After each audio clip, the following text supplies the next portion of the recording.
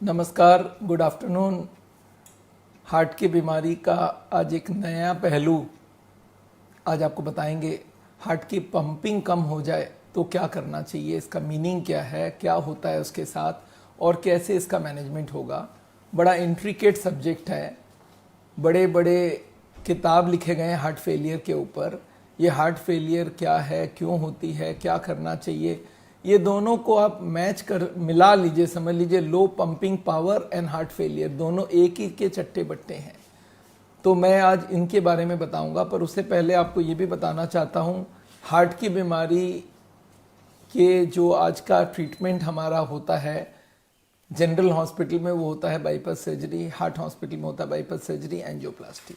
और हम सावल में इसके ठीक उल्टा चलते हैं, हम बोलते हैं नहीं करने की ज़रूरत है बाईपास सर्जरी, नहीं ज़रूरत है एंजियोप्लास्टी। और अगर कॉम्प्लिकेटेड केस भी हो उसमें भी हम लोग बोलते हैं आप अगर लाइफस्टाइल और दवाई ये दो चालू करते हो आपकी सेफ्टी हो गई। अपने खाना पीना रहन सहन को पूरा कंट्रोल करना है और दवाई को कंट्रोल में लेना है। बस इन दोनों को चालू करते ही आपकी सेफ्टी पूरी हो गई। अब आपका कुछ बिगड़ने वाला काम नहीं होने वाला है। उसके साथ हम लोग ये भी चाहते हैं कि आप अपना ईसीपी करके एक ट्रीटमेंट है जिसको बोलते हैं नेचुरल बाईपास। जो हार्ट के पेशेंट्स को ब्लॉकेज होता है उनके साइड में हजारों और ट्यूब होते हैं, उनको हम चालू करते हैं, उसको बोलते हैं नेचुरल बाईपास। और एक डिटॉक्सिफिकेशन करते हैं, कार्डियक डिटॉक्स बोलते हैं इसको। उससे हम लोग ब्लॉकेज का मात्रा को भी कम करवा लेते हैं। तो ये चारों ट्रीटमेंट सावल करवाती है। सावल की शुरुआत 1995 में हम लोग ने किया था और वो शुरुआत हुई थी मैंने all India institute of medical sciences से छोड़ के दिल्ली में मेरी पहली क्लिनिक शुरू की थी। और आज 25 साल होने के बाद इंडिया के करीब करीब हर बड़े शहर में हमारी क्लिनिक्स हैं। 93 क्लिनिक सावल अभी ऑपरेट कर रहा है all across the country and Bangladesh and Nepal मिला के। तो हार्ट की बीमारी का जो आज का इलाज है वो हम लोग बोलते हैं आप असली बीमारी के जड़ को हटाइए। और जड़ जो है वो है आपकी ब्लॉकेज का कारण, और कारण को हटा लेंगे तो बीमारी बढ़ेगी नहीं। और बीमारी रिवर्स भी होती है, अगर रिवर्स होती है तो फिर रिवर्सल क्यों ना करें, क्यों बॉडी को कटवाना चाहते हैं। तो ये एक सिंपल सा कंसेप्ट लेके चल रहे हैं। हमारे खाने में एक आता है जीरो ऑयल कुकिंग, खाने में विदाउट ऑयल का खाना होता है। तो मैं आपको पहले ये बताना चाहूँगा कि हार्ट की बीमारी का मतलब क्या है और उसमें ये जो पंपिंग पावर वाला चक्कर ये है क्या चीज़। तो मैं आपको कुछ स्लाइड दिखाऊंगा एक एक करके। तो पहले एक बार समझते ही हार्ट की बीमारी का मतलब क्या होता है। आपको दिख रहा है ये पूरी बॉडी और ये है हार्ट, ये पंप करती है तो यहाँ से ब्लड पूरे शरीर को जाती है। अब देखिए ये हार्ट का पोजीशन देखिए, हार्ट जब पंप करता है तो एक बार फिर से इसको दिखाते हैं पुराने को। ये देखिए ये हार्ट यहाँ पे रखा है छाती में बीचों बीच थोड़ा सा लेफ्ट के तरफ, और हार्ट के दोनों तरफ होता है लंग्स। हार्ट एक बार पंप करता है तो ये लाल रंग की ट्यूब आपको दिख रहा है, ये पूरे शरीर को ब्लड पहुंचा देता है। एक ट्यूब निकलती है हार्ट से, इसका नाम है एओर्टा, और ये ट्यूब ब्रांच देते रहती है, दोनों हाथ को ब्रांच देती है, एक ब्रेन को ब्रांच देती है, फिर ये यू टर्न लेके छाती में आती है, फिर पेट में आती है, फिर दोनों पैरों को सप्लाई करती है। अच्छा, ये ऑक्सीजन भरा हुआ ब्लड लेके जाती है, पूरे शरीर को देती है। अच्छा, फिर ये ऑक्सीजन जब इसकी खत्म होने लगती है तब ये वापस आने लगती है, तब ये ब्लू ब्लड हो जाता है। आपको दिख रहा है ये रेड ट्यूब के पीछे एक ब्लू ट्यूब भी है। ये सारे ब्लू ट्यूब पैर से, इस पैर से, इस हाथ से, ब्रेन से, सब जगह से ब्लड लाके हार्ट को वापस जमा कर देता है। हार्ट फिर क्या करता है, इस ब्लड को भेजता है लंग्स में, लंग्स में ऑक्सीजन भरवा के वापस बुलाता है और फिर अब पूरे बॉडी को देता है। तो एक बार देखते हैं ये हार्ट और लंग्स का रिश्ता कहाँ पे शुरू होता है। देखिए ये आपको मैं फिर से दिखाना चाहता हूँ, इस पिक्चर को देखिए, ये है हार्ट पूरे बॉडी में। इसने हार्ट ने पंप किया, ये लाल रंग की ट्यूब निकली और ये 1 इंच डायमीटर का ट्यूब होता है। ये जैसे ही पंप करता है तो इससे एक ट्यूब निकलता है, राइट हैंड को चली जाती है, एक ब्रेन को चली जाती है, एक इससे और ब्रांच ब्रेन को जाती है, एक ब्रांच हार्ट में चली जाती है, फिर ये यू टर्न लेके छाती में, पेट में, पूरे बॉडी को देगी। अब इधर देखिए इस हाथ से ब्लड आया ब्लू ट्यूब से, ब्रेन से आया ब्लू ट्यूब से, इधर से ब्लू ट्यूब से, पैरों से ब्लू ट्यूब से, सारे ब्लड को जमा कर दिया हार्ट को। हार्ट इस ब्लड को भेजेगा दोनों तरफ, फेफड़े में, लंग्स में। आपको दिख रहा है लंग्स का 3 पार्ट है, एक नीचे का, एक उसके ऊपर, एक उसके ऊपर। ये लंग्स में सारा ब्लड पहुंचा, ऑक्सीजन भरा, हमने सांस लिया, उसमें ऑक्सीजन भरी और ऑक्सीजन भर के ब्लड वापस आई हार्ट को, और हार्ट अब क्या करेगा, इसको पंप कर देगा। अब आप देखिए हार्ट में 2 तरह की ब्लड है, एक तो ब्लू ब्लड जो कि पूरी बॉडी से आ रहा है, और एक रेड ब्लड जो कि बॉडी को जाएगा, तो दोनों हार्ट के अंदर है तो मिक्स तो नहीं हो जाएगा ना, नहीं हो। इसके लिए कुदरत ने हार्ट पे कुछ चेंबर्स बनाए हैं। तो मैं आपको अब हार्ट को चाकू से काट के दिखाना चाहता हूँ। देखिए हार्ट को चाकू से काट के दिखा रहा हूँ। ये है हार्ट का 4 चेंबर होता है। देखिए ये एक पिलर है जो कि पूरे हार्ट को आधा आधा करता है, और एक इधर एक पिलर है जो हार्ट को आधा आधा करता है। तो 4 चेंबर हो गए, 1 2 3 और 4। ये 4th चेंबर जो है इसका नाम है लेफ्ट वेंट्रिकल। ये सबसे इंपॉर्टेंट चेंबर है हार्ट का, सबसे मोटा भी। आप दिख रहा है कितनी मोटी है इसकी दीवार। अब देखिए हार्ट काम कैसे करता है। पूरे बॉडी की ब्लड ये ब्लू वाली ट्यूब से आई और ये ब्लू वाली ट्यूब से आई हार्ट में, चेंबर 1 में जाके जमा हो गया। चेंबर 1 जब पंप करेगा, इसको बोलते हैं वाल्व। इस वाल्व के थ्रू ये ब्लड आ जाती है 2 में।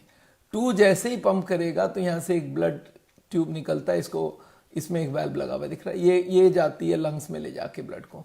लंग्स में ऑक्सीजन भर गया तो ये 2 ट्यूब और ये 2 ट्यूब से आ जाएगी चेंबर 3 में। अब ये रेड हो गया ब्लड। अब ये चेंबर 3 इसको पंप किया 4 में, और 4 ने जब पंप किया तो ये रेड वाली ट्यूब पूरे बॉडी को सप्लाई करेगा। फिर से देखिए आप, ये पूरे बॉडी से ब्लड आ रहा है ब्लू वाली, ये चेंबर 1 में। इधर पैरों से भी ब्लड आ रहा है 1 में। 1 ने पंप किया, ये 2 में गई। 2 ने पंप किया, ये ब्लू ब्लड को चला गया लंग्स में। ऑक्सीजन भर के 3 में आया, रेड हो गया, आप दिख रहा है। और ये अब जा रहा है नीचे चेंबर 4 में, और चेंबर 4 जब पंप करती है तो पूरे बॉडी को जाती है। तो अब ये पंपिंग पावर का मतलब क्या है, मतलब क्या है आपको समझाऊं। ये चेंबर 4 दिख रहा है, एक बार बड़ा हो रहा है, एक बार छोटा हो रहा है। जब बड़ा होता है तो उसमें 100 ब्लड है, और छोटा है तो 40 ब्लड है। अब बताइए कितनी ब्लड फेंका इसने, 40 है बाद में और शुरू में 100 है, तो 60 को फेंका। इसको बोलते हैं इजेक्ट करना। इजेक्ट मतलब बाहर फेंकना। आपने देखा कैसेट प्लेयर में इजेक्ट लिखा होता है। इजेक्ट का क्या मतलब है, बाहर फेंकना। तो ये हार्ट का चेंबर 4 जब पंप करता है तो कितना परसेंटेज ब्लड को बाहर फेंकता है, इसको बोलते हैं इजेक्शन फ्रैक्शन। तो नॉर्मल एक आदमी का 60% इजेक्शन फ्रैक्शन होता है। इसके लिए हम लोग कभी कभी इसको, क्योंकि लेफ्ट वेंट्रिकली पूरे बॉडी को ब्लड भेजता है, तो इसलिए हम लोग कभी कभी इसको खाली ईएफ बोल देते हैं। इसका एक्चुअल नाम होना चाहिए एलवीईएफ, लेफ्ट वेंट्रिकुलर इजेक्शन फ्रैक्शन। तो ये ध्यान रखिएगा इस बात को, हार्ट जब एक बार पंप करती है तो पूरे बॉडी को ब्लड जाती है। एक बार आपको मैं फिर से अपने तरफ से दिखाना चाहता हूं। इस पिक्चर को देखिए, ये देखिए हार्ट एक बार इतना बड़ा है हार्ट, और जब पंप कर दिया, इसमें 100 ब्लड है, पंप किया तो 40 है, तो कितनी बार फेंका, 60 बार फेंका। ये हार्ट पंप करता रहता, पंप करता रहता। हर बार ये जो लेफ्ट वेंट्रिकल है इसका 60% ब्लड पूरे बॉडी को चला जाता है। कितने बार पंप करता है heart, 72 times in a minute. 1 minute में 72 टाइम्स पंप करता है, और 72 टाइम्स ये ब्लड पूरे बॉडी को जाता रहता है, और इसी को बोलते हैं पल्स। तो एनीवे हार्ट का काम है पंप करना, पूरे बॉडी को ब्लड पहुंचाना। अब ये हार्ट में डैमेज कैसे होता है, पंपिंग गिरेगा कब। आप सोचिए हार्ट ऐसे ऐसे पंप कर रहा है, अगर ये हिस्से को मैं डेड कर दूं तो नेचुरली पावर थोड़ी कम हो गई, तो इसको बोलते हैं low ejection fraction. Pumping power normally 60 से 65 होनी चाहिए, और जिसका हार्ट का एक हिस्सा डेड हो गया, डैमेज्ड हो गया, फिर उसका पावर कम हो गया, इसको बोलते हैं लो इजेक्शन फ्रैक्शन। तो ये क्यों होती है, इसका मेजर कारण है हार्ट अटैक। और हार्ट अटैक क्यों होती है, ब्लॉकेज बढ़ती जाती है, तो एक दिन ब्लॉकेज के ऊपर जो पर्दा होता है वो फट जाता है। तो मैं आपको एक बार फिर से दिखाना चाहता हूँ। ये देखिए एक बार ये हार्ट कैसे पंपिंग करता है और कैसे इसमें ब्लॉकेज आती है। अब देखिए हार्ट जब पूरे बॉडी को, अब हार्ट को वापस मैंने जोड़ दिया, काटा हुआ वाला बंद कर दिया, अब हार्ट को दिखा रहा हूं मैं। हार्ट जब पूरे बॉडी को ब्लड भेजा ये ब्लू वाली, ये रेड वाली ट्यूब से, तो अपने लिए 3 ट्यूब लेता है ये हार्ट मसल्स के लिए, एक राइट में, एक लेफ्ट में सामने की तरफ, एक लेफ्ट के पीछे की तरफ। और इन 3 ट्यूब के अंदर फैट जम जाती है, चर्बी जम जाती है, और चर्बी जमते जमते एक दिन इतना ज्यादा जम जाता है कि हार्ट को सप्लाई नहीं मिल पाता है। और ये 3 ट्यूब हैं, इनके ब्रांचेस हैं, आपको दिख रहा है, ये हार्ट को ब्लड देता है। और ये देखिए ये ब्लड के अंदर, ये जो ट्यूब्स के अंदर ब्लॉकेज कैसे बन रहा है। ये 0 ब्लॉकेज है, 10 ब्लॉकेज, 20 ब्लॉकेज, 30, 40, 50, 60, 70, 80 ब्लॉकेज 80 तक हो जाए, मरीज को पता नहीं चलता। फिर पता भी चल जाए और वो ध्यान नहीं देता है, तो एक दिन ये ब्लॉकेज बस्ट कर जाता है। नोट की गड्डी में नोट घुसाते जाएंगे, रबर बैंड एक दिन फट जाएगा। जैसे ये बस्ट करेगा यहाँ पे एक क्लॉट आ जाएगी, और क्लॉट आते ही ये ब्लॉकेज बन जाएगा 100%। इसको देखिए ये हार्ट अटैक हो गया, ये 100% हो गई ब्लॉकेज। 100 ब्लॉकेज होते ही हार्ट का एक हिस्सा डेड हो जाएगा, डैमेज हो जाएगा। ये देखिए कैसे डेड होता है, ये आपको समझना पड़ेगा। हार्ट का एक हिस्सा इसमें डेड हो जाता है। जैसे ही ये क्लॉट आई है, देखिए ये ट्यूब को दिखा रहा हूँ, यहाँ पे एक क्लॉट आ गई है, ये क्लॉट को यहाँ पे बड़ा करके दिखाया हूँ, ये क्लॉट आ गई और ये हार्ट का एक हिस्सा इमीडिएटली डेड हो गया, ये इमीडिएटली डेड हो गया, ये है हार्ट अटैक। अब जैसे ही हार्ट का हिस्सा डेड होगा तो हार्ट का एक हिस्से पंप नहीं करेगा तो हार्ट की पावर थोड़ी सी कम हो जाएगी। आदमी बोलता है सर ये पंपिंग कम ना हो उसके लिए क्या करना चाहिए? करना ये चाहिए कि हार्ट अटैक हो ही नहीं। अब बोलते सर वो कैसे संभव है? उसका सिंपल रीजन है कि ब्लॉकेज बढ़ाओ मत। ब्लॉकेज बढ़ाओगे तो ये पर्दा खींचता जाएगा और एक दिन फटेगा। अगर ब्लॉकेज आपने बढ़ाना बंद कर दिया, इसको बोलते हैं प्रिवेंशन ऑफ हार्ट डिजीज, तो आपका हार्ट अटैक होने का चांस बहुत कम हो जाता है। और अगर ब्लॉकेज को कम करना चालू किया रिवर्सल, तो फिर तो हार्ट अटैक होगा ही नहीं। तो याद रखिए हार्ट अटैक को हमें रोकना है। एक बार हो भी गई है, लो पंपिंग हो भी गई है, तो भी दोबारा ना हो, क्योंकि वो जान खतरा ले सकता है आदमी, उसका खतरा आ जाता है लाइफ के ऊपर।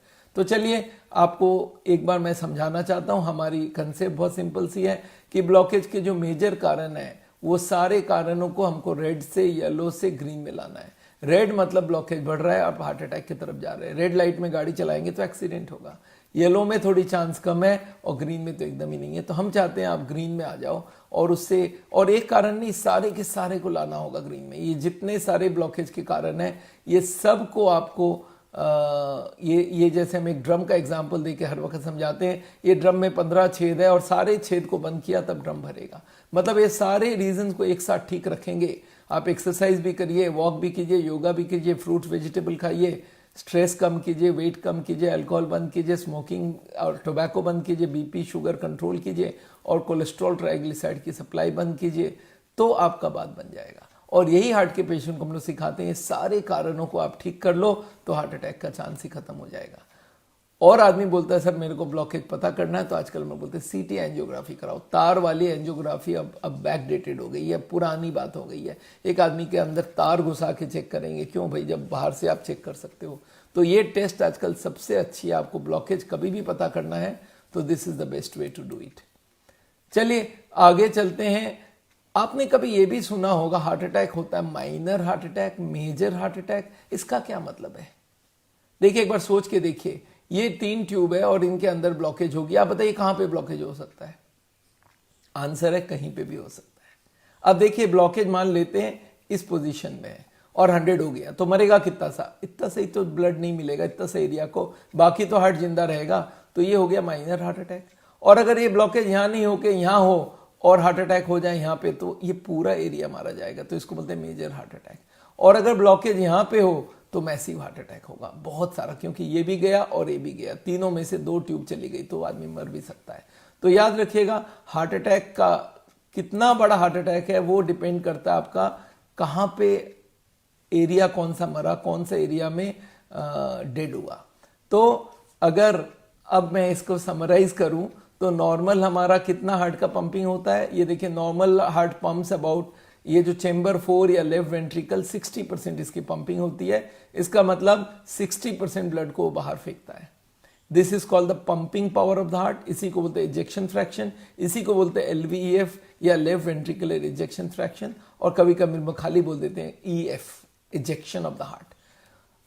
ये कम कब होता है? जब 100% से ज्यादा ब्लॉकेज हो जाती है। 100% ब्लॉकेज हो जाती है तो सप्लाई 0 और हार्ट का एक हिस्सा गया। अगर माइनर अटैक हुआ तो पंपिंग 60 के जगह 55-50 आ जाता है, और मेजर अटैक हुआ तो 30 तक चली जाती है हार्ट की पावर।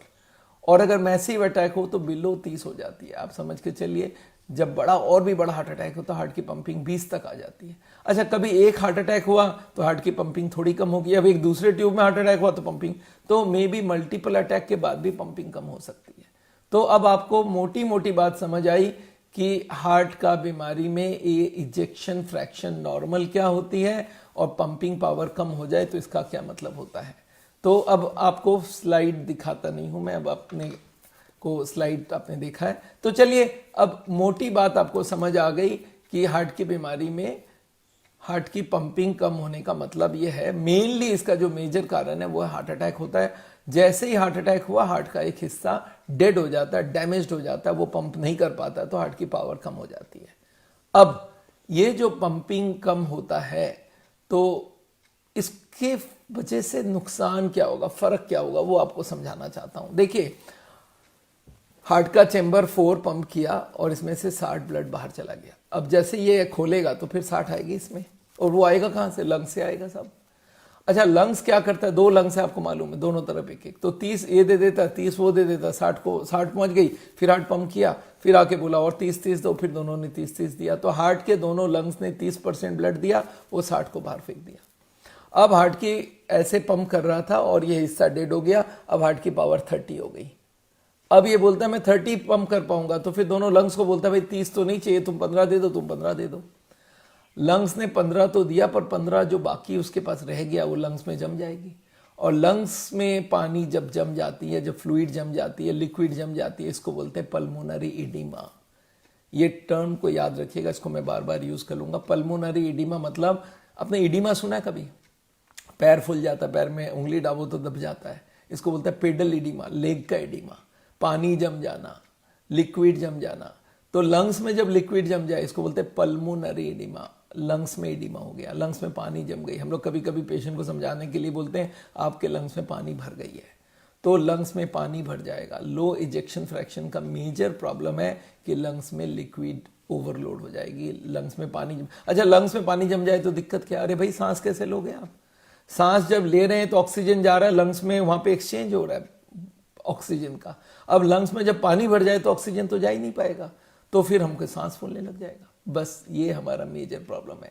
लो इजेक्शन फ्रैक्शन में यही होती है कि लंग्स में पानी भरने की वजह से हम सांस नहीं ले पाते।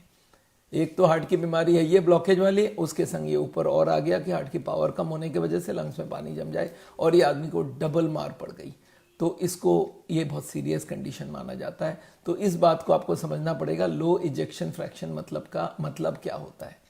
चलिए, अब ये जब ये लो इजेक्शन फ्रैक्शन होगा तो क्या क्या हो सकता है वो सोचते हैं। अच्छा, पानी जब जमेगा तो ऐसा नहीं कि पूरे लंग्स में एक साथ जम जाएगा, थोड़ी सी जमेगी। अच्छा, अगर हम बैठे रहते हैं तो पानी किधर जाएगा? नीचे की तरफ जाएगा, तो लंग्स का नीचे का हिस्सा भर जाता है, 1/3 ऑफ द लंग फिलअप हो जाए तो क्या होगा? उस जगह में ऑक्सीजन का एक्सचेंज नहीं होगा, पर लंग्स के पास तो अभी बहुत बाकी है। तो ऊपर वाले जो चेंबर, ऊपर वाले जो पार्ट है लंग्स का, 1/3 बंद हुआ तो 2/3 चालू है, उससे काम चला लेता है, आदमी को तकलीफ नहीं होती है। और थोड़ा पानी जमे, जब आधा से ऊपर भरने लग गया लंग्स में पानी, अब आदमी को सांस फूलना चालू हो जाता है, थोड़ा मेहनत करने जाता है सांस फूल जाता है। और अगर ये पूरी तक भरने लग जाए और भी भरने लग जाए, 70-80% भरने लग जाए, अब तो बस 20% रह गई सांस लेने के लिए, वो आदमी को इतनी सांस फूलने लग गई बैठे बैठे, इसको बोलते हैं low ejection fraction leading to heart failure. Heart failure का मतलब नहीं है कि हार्ट एकदम जीरो खत्म हो गई, नहीं, हार्ट पूरा कर नहीं पा रहा है, हार्ट पंप कर पा रहा नहीं है और इसकी वजह से लंग्स में पानी जम जा रहा है, सांस फूल रही है, इसको बोलते हैं कंजेस्टिव कार्डियक फेलियर। कंजेशन मतलब क्या है? गाड़ी सामने खड़ी होगी तो पीछे तो कंजेशन हो जाएगा ना, तो हार्ट जब पंप नहीं करेगा तो हार्ट के पीछे लंग्स है और लंग्स में पानी जम जाएगा तो लंग में कंजेशन हो गया, तो कंजेस्टिव हार्ट फेलियर ये इसका नाम है, याद रखिएगा, CHF। तो लो पंपिंग के वजह से क्या हुआ ना, लंग्स में कंजेशन हुआ और इसको बोलते हैं कंजेस्टिव हार्ट फेलियर। तो हार्ट की पंपिंग कम होने की वजह से हमें कंजेस्टिव हार्ट फेलियर के चांसेस बहुत बड़ा हो जाता है। और उस वक्त करना क्या है? जब पूरा सांस फूलने लग जाता है, बैठे बैठे सांस फूल रहा है, अब इस जगह हमारी कोई रूल नहीं रहता, हम चाहते हैं अब आप हॉस्पिटल चले जाओ और इमीडिएटली एडमिशन करो। हॉस्पिटल वाले करेंगे क्या? वो सोचते हैं हॉस्पिटल में आप पहुंच गए, एडमिटेड हो गए, उन्होंने बोला साहब आपके लंग्स में, जैसे ही वो स्टेथोस्कोप लंग्स में चलाते हैं उसको समझ आ जाता है लंग्स में पानी भर गई है, तो क्या करेंगे वो? पहले तो आपको बैठा देंगे ऐसे तरीके से कि आपका पीठ स्ट्रेट हो जाए, लिटाएंगे नहीं। हॉस्पिटल में लिटा देते हैं पेशेंट्स को, हार्ट के कंजेस्टिव फेलियर या लो इजेक्शन फ्रैक्शन वाले, पंपिंग पावर कम वालों को वो लोग लेटाते नहीं है, बेड को ऊंचा कर देते हैं, बेड का हेड एंड, तो ऐसे करके लिटा देते हैं जैसे सोफे में आप बैठे हो, तो लंग्स में सारा पानी नीचे जमे, थोड़ा बहुत भी ऑक्सीजन चले तो एक बार जान तो बचे। अब वो क्या करते हैं? ऑक्सीजन देते हैं आपको अलग से, ऑक्सीजन लेने लगा तो थोड़ा सा और ऑक्सीजन गई। अब वो क्या कर सकते हैं? वो पानी को निकालना पड़ता है, तो वो लोग लैसिक्स करके एक इंजेक्शन देते हैं। कभी कोई का ऐसा काम पड़ा हो कि हॉस्पिटलाइज हुआ लो इंजेक्शन फ्रैक्शन, या कोई रिश्तेदार हुआ, तो उन लोग क्या करते हैं, एक दवाई देते हैं जिससे खूब पानी निकले, खूब यूरिन बने, किडनी पे इतना प्रेशर डाला कि खूब पेशाब निकालता गया। जब वो पानी खत्म होने लगी तो लंग्स से पानी सूखना चालू हो गया, और जैसे ही पानी 2-3 घंटे में कम हो गई लंग्स में, पेशेंट बोलता मैं तो ठीक हो गया, मेरे को अब कोई प्रॉब्लम नहीं है। अगर उस वक्त वो हॉस्पिटल नहीं पहुंचता तो जान का खतरा था। तो इस जगह में मैं हॉस्पिटल को मानता हूं जब वो कंजेस्टिव हार्ट फेलियर के लास्ट स्टेज में रहे। हार्ट फेलियर के भी न्यूयॉर्क हार्ट एसोसिएशन ने बहुत सारे स्टेजिंग करके रखा है। जब आपको बैठे बैठे हो तो क्लास 4 मानते हैं हम लोग, बैठे बैठे सांस फूल रहा है, हॉस्पिटलाइज करना पड़ेगा। थोड़ी बहुत मेहनत करते ही सांस फूल रहा है, वो क्लास 3 हो गया। और चलने की स्पीड लेने से सांस फूल रहा है तो क्लास 2 हो गया। और चल फिर रहे हैं, कोई दिक्कत नहीं है, फिर भी थोड़ा बहुत फेलियर है तो उसको बोलते क्लास 1। तो जब तक आप 3 या 4 में चले गए तब अब आपको एडमिशन वाली बात सोचनी पड़ेगी। और ये आपको मालूम होना चाहिए कि जब इतनी सांस फूले लो इजेक्शन फ्रैक्शन वालों को, तो आपको फिर डिले करने की जरूरत नहीं है। आपको मालूम है ऐसे पेशेंट कितने हैं, और ये रिपीटेड होता है। एक आदमी को एक बार हमने लंग्स में पानी निकाल दिया, घर गया, फिर दवाई खाया नहीं, फिर गलत खाना खाया और फिर तरीके से नहीं चला और फिर लंग्स भर गई। मेरे पास एक ऐसी लेडी आई थी जो हर साल 5-6 बार एडमिट होता था। घर वाले जैसे ही सांस फूलता घर वाले ले जाते हैं हॉस्पिटल में। हॉस्पिटल में वो जाती थी, वो 1 दिन या 2 दिन वो लोग रखते थे हॉस्पिटल में। वो सारा पानी निकाल के पेशेंट बोलता था मैं ठीक है, बोला घर चले जाओ। तो ऐसे लोगों को हम लोग बोलते हैं क्रॉनिक हार्ट फेलियर। एक बार एक संग हो जाए इसको एक्यूट हार्ट फेलियर, और जब बार बार आने लगता है इस तरह का मरीज तो उसको बोलते हैं क्रॉनिक हार्ट फेलियर। आपको मालूम है अमेरिका में ऐसे कितने लोग हैं? हमारे कंट्री में तो नंबर्स हम लोग को मालूम नहीं है क्योंकि इतना स्टैटिस्टिक्स नहीं है, पर अमेरिका में करीब 55 लाख लोग इस स्टेज में है कि उनकी पंपिंग कम है और हर साल एक आध बार एडमिशन करने की ज़रूरत पड़ जाती है। और ऐसे लोगों का जो खर्चा है अमेरिका में, एक दिन अगर हॉस्पिटल में हार्ट फेलियर लेके एडमिट हुए तो आपका 10 से 50 लाख तक खर्चा करा सकते हैं वो लोग। 50 लाख रुपीज़ इंडियन वैल्यू में मैं बता रहा हूँ, अमेरिकन वैल्यू में आप सोच नहीं सकते, $1 लाख तक खर्चा करवा देते हैं एक एडमिशन में। तो याद रखिए ये बीमारी बहुत खतरनाक होता है, लो इजेक्शन फ्रैक्शन में होती है हार्ट अटैक और हार्ट फेलियर, और वो होना नहीं चाहिए। चलिए आगे, मेरे पास बहुत सारे क्वेश्चंस भी रखे हैं तो मैं आपको ये बोलूँगा अब आगे डॉक्टर क्या कर सकता है हॉस्पिटल में। आपको ऑक्सीजन दिया और उसके बाद उन्होंने टैबलेट भी देना होता है, या हॉस्पिटल से आप डिस्चार्ज हो गए, अब आप डॉक्टर को बोलते हैं सर आप क्या करना चाहते हो करो, तो हम लोग एक डायूरेटिक करके दवाई देते हैं। डायूरेटिक मतलब जिससे खूब पेशाब निकले, और इसमें 4-5 तरह की डायूरेटिक होती है। आपने नाम अगर इसके ऐसे लूप डायूरेटिक बोलते हैं, थायराइड डायूरेटिक बोलते हैं, तो आपने अगर नाम सुना है तो इनके 2-4 कॉमन नाम बता दूं, डाइटोर, टाइड, एमीफ्रू, लैसिक्स, लैसिलेक्टोन, फ्रूसेमाइड, इस तरह के बहुत सारे नाम हैं जो दवाई हार्ट के पेशेंट्स को हम लोग देते हैं जिनका भी लो पंपिंग रहता है कि जितना पानी जमता गया लंग्स में उसको बाहर निकालते रहो। पर याद रखिए ये दवाइयाँ छोड़ने वाली दवाई नहीं है, इसको कंटिन्यूअस लेना पड़ेगा। और इसके साथ अगर हम लोग ब्लड प्रेशर हाई है तो ब्लड प्रेशर की दवाई देते हैं, और अगर उसके संग पेशेंट लेट नहीं पाता तो उनको हम लोग सीधा करके लेटाते हैं और उनका हेड एंड को ऊंचा कर देते हैं। तो ये सब हम लोग को करना पड़ता है। पेशेंट 2-3 घंटे में अगर ठीक हो गया तो ठीक है, नहीं तो फिर उनको एडमिट भी करना पड़ता है। पर अब आगे ऐसा ना हो उसके लिए पेशेंट को क्या समझना पड़ेगा? 2 चीज़ आपको समझना पड़ेगा। एक तो पेशेंट को ये समझना पड़ेगा एक बार हार्ट अटैक हो गई, पंपिंग गिर गई, अब दोबारा हार्ट अटैक ना हो उसका पहला बंदोबस्त ये लॉन्ग टर्म का सोचना पड़ेगा। और उसके लिए क्या करना है? सावल जो बता रहा है कि ब्लॉकेज के कारण को हटाओ, खाने में कोलेस्ट्रॉल और ट्राइग्लिसराइड बंद करो, वॉक करो, एक्सरसाइज करो, स्ट्रेस कम करो, योगा करो, ग्रीन वेजिटेबल खाओ, ये सब तो आपको करना पड़ेगा ही पड़ेगा। उसके साथ हम लोग ये भी चाहते हैं कि पेशेंट को और एजुकेट करें कि उनको पानी कम पीना है। उनको मालूम होना चाहिए लो पंपिंग पावर में और क्या क्या प्रिकॉशन लेना। सबसे बड़ी जो लो पंपिंग पावर में है वो है पानी कम पीना चाहिए, क्योंकि पानी जम रही है और पानी बाहर से सप्लाई देते जाओगे तो फिर तो जल्दी जम जाएगी। ये बात को ध्यान रखना है। और एक चीज़ समझना है कि कभी भी ब्लड प्रेशर हाई होने नहीं देना है। अगर ब्लड प्रेशर हाई होगा तो लो पंपिंग पावर से लंग्स में पल्मोनरी एडिमा बहुत जल्दी बन जाएगा। आप सोच के देखिए 120 ब्लड प्रेशर है, हार्ट जब पंप करेगा तो उसको 121 बनाना होगा प्रेशर, तब जाके उसमें ब्लड डाल पाएगा पूरी बॉडी को। आपने 150 बना दिया ब्लड प्रेशर तो उसको 151 बनाना, उसको जोर लगाना पड़ेगा। एक तो बीमार है और उसको फिर डबल काम कराओगे तो लंग्स में बहुत जल्दी पानी जम जाता है। तो कभी भी याद रखिएगा लो पंपिंग पावर के ब्लड प्रेशर कभी हाई नहीं होनी चाहिए, नंबर 1 रीजन। दूसरा हो गया पानी कम पीना चाहिए, तीसरा नमक कम खाना चाहिए। ये 3 तो नहीं, अगर कोई कार्डियोलॉजिस्ट बताता है तो ब्लंडर कर रहा है। अगर कोई के हार्ट की लो पंपिंग पावर है, और ये 3 बात उसको नहीं बताया गया, तो आप समझ लीजिए कार्डियोलॉजिस्ट को पनिशमेंट होना चाहिए। चलिए आगे चलते हैं। अब ये पंपिंग क्यों कम हुआ, आदमी बोलता क्यों कम हुआ, तो इसके सबसे बड़ी कारण जो है, मैं स्लाइड दिखाना चाहता हूं, यहां स्लाइड दिखाने का है। हाँ, स्लाइड में आपको मैं दिखाना चाहता हूं major reasons of low ejection fraction. पहला तो है हार्ट अटैक। हार्ट अटैक का मतलब आपको हमने बताया था 100% ब्लॉकेज। जब ये ब्लॉकेज 100% हो जाता है तब इसको बोलते हैं हार्ट अटैक होते ही हार्ट की पंपिंग गिर जाती है, और इसको इस्कीमिक कार्डियोमायोपैथी भी बोला जाता है। सेकेंड हो गया हाई ब्लड प्रेशर से भी ये इजेक्शन फ्रैक्शन कम हो, और हाई ब्लड प्रेशर हो तो जल्दी से जल्दी फेलियर में चला जाता आदमी।